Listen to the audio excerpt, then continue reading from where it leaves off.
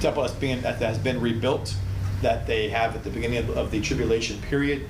It's representing the physical, literal temple of the Jewish people. Of course, we today are the temple of God. God lives in us, which is also why he is upset, because both of God's temples, the physical temple of his people and the temple he dwells in, which is us, we're the temple of his spirit he houses in us.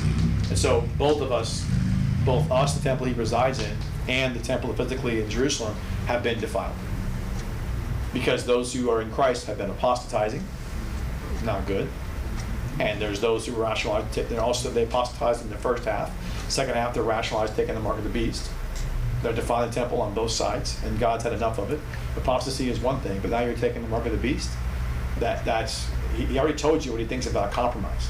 You're taking the mark of the beast because you compromise. It's that simple. You compromising your thoughts, rationalizing, that's a form of compromise. And what did Pergamos get treated as when they compromised? A great sword, God said, I will fight with you. That's not funny. So God's telling you he doesn't like compromise and justification in your brain cells. How you want to justify taking that mark to do commerce. So that's defiling our temple, because he lives in us, and we're trying to say he's not enough to trust in. That defiles him. Then you have the literal defiling when he's going up there setting up an image that speaks the abomination of desolation. Now he's sitting in the temple saying, I'm God. So God's saying, this is ridiculous. My people of covenant have the temple. They've been chased into Petra. They're all, 5 million are murdered, 144,000 he preserves into Petra. There's no more Jews left. Now he's running the temple as God, sitting on my throne in the temple. Oh, he's living. And now my people who already are apostatized, now they're taking the mark of the beast as well. He's living. And that's the reason why there's thunderings and lightnings and voices and an earthquake. That's the wrath and indignation of the wrath of the Lamb. Not of God the Father, the Lamb. That's what's going on right now. That's what mentions back in chapter 6, when it says chapter 6 and verse 17, or verse 16 and 17, they were afraid of the wrath of the Lamb, because the great day of his wrath has come. Who's able to stand? That's what they're describing in Revelation 8:5. The wrath of the Lamb is beginning by this angel who's taking up the prayer of the saints. They're praying to God. He's no longer, it's going to God the Father at this point, just like it was back in the Old Testament. And God the Son's like, well, I'm dealing with this differently now. The 24 elders aren't the ones holding those prayers in a golden bowl, are they? No. It's an angel who's bringing a censer, and the prayer saint's going up that way. That's why the different description, because there's a different demarcation of his high priest ministry, because of what's going on earth, because the opponent has now come in. He's focused on that. Then in verse 6 he says, and those 7 angels, having the 7 trumpets, prepared themselves that they might sound them. That means they made ready. By the way, these trumpets are not, Stratafarian, what do we call that? They're not those silver or gold trumpets, okay? They're a ram's horn, like, a ram's horn. Like that. They resonate really, really long, okay? And they're distinct sounding. They're not like a brass instrument. It's not what that is. There are silver trumpets used in God's word, but the ram horn is used as a war call. It's like a battle cry. That's so when you hear that, that's what they heard in Jericho, was the battle cry. And that was they're hearing that. So these angels are like, they're just primed, ready to go. They're just ready to go to blow the horn. They have a ram's horn in their hand, and they're ready to go. It says they're prepared. They're just in the right. They have the right posture, and they have their lungs all filled up. They have their lips puckered up. They straightened it up. They're not like this. No, they have it right to their mouth. They're all waiting for their breath to come out, ready to go now. You know what I mean? They're just in that proper station and position. If you ever seen, I love tennis, and so I love watching these, especially Wimbledon. It's so prim and proper. When the guys miss a ball, the gals miss a ball, maybe you're watching a guy or a gal, whatever, doubles, singles, but they always just run, get the ball, and go right back in that same position. They're always ready to go get the ball and come back in that kneel position, go get the ball again. That's what these angels are. They're in that position. They're in that position, just waiting on God to say, your turn. And the one blows his trumpet. They aren't getting ready. They are ready. They are ready to go. All they're waiting for is him to give the signal. And then they blow. It's just unbelievable. This is a very sobering moment. They know they're in that position, which means that you can't just hold your breath in and be puckered up and ready to go unless it's short time frame here, right? He's just, now you.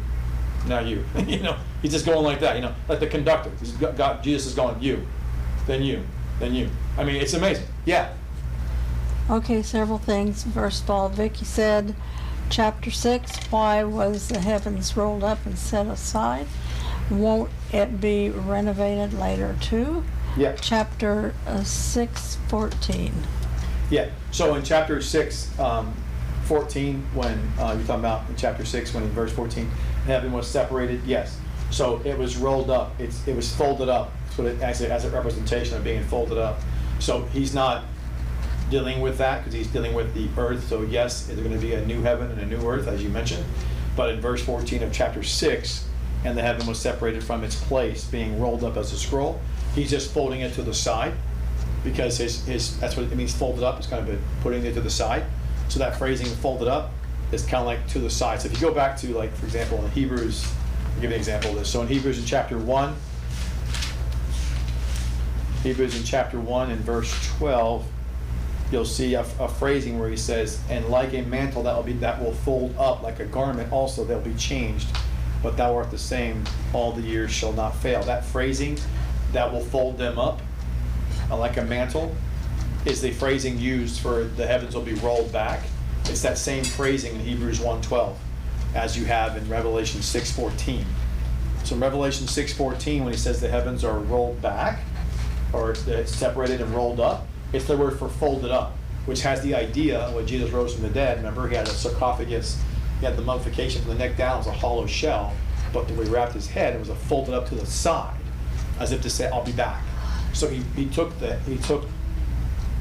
heavens to the side, folded it up to the side, because his focus was on the earth. That's what he's representing. He's dealing with his judgment on the earth at this point, the mid-tribulation period. Even though there are signs in the heavens, as we saw earlier in verse 12. Which goes and parlays with Luke 21, verse 11, and also verse 25, that there be signs in the heavens, speaking to the tribulation period. And that's the last half of it. So the signs in the heavens aren't for the first half. The signs in heaven are for the last half, and that's why he's pulled it to the side. Because the signs were there, and now what he's saying is, those signs, what he just gave you were those signs. The moon turning to blood and the sun turning to black. Those are your signs. And then he's going to also talk about, the comet, the meteorite shower, as he mentioned before, and the stars fell from heaven in verse 13. There's going to be sun turning black, moon turning blood, and there's going to be some meteorites coming down and some kind of comet. Later on, we're going to find that in chapter 8. But after that, he's rolling up the heavens saying, that's no longer the focus anymore. It's all about the earth at this point. What's going on earth? Yes. Vicky said, is this the third heavens?